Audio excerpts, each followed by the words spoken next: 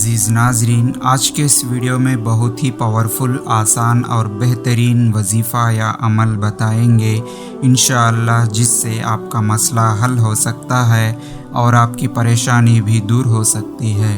जिसके लिए आप इस वीडियो को आखिर तक पूरा देखना होगा, क्योंकि वजीफ़ा या अमल करने में कोई दिक्कत या परेशानी ना आए।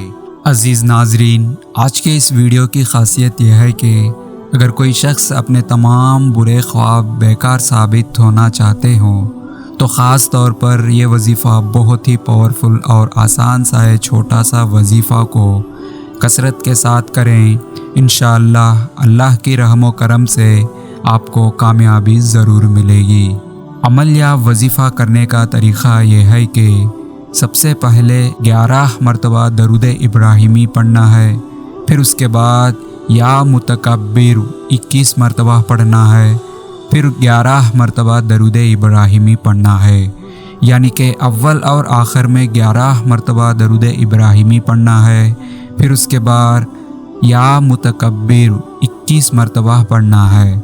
और अल्लाह की ज़ात पर भरोसा रख कर इस वजीफ़ा को पाबंदी के साथ करें, इंशाअल्लाह कामयाबी ज़रूर मिलेगी।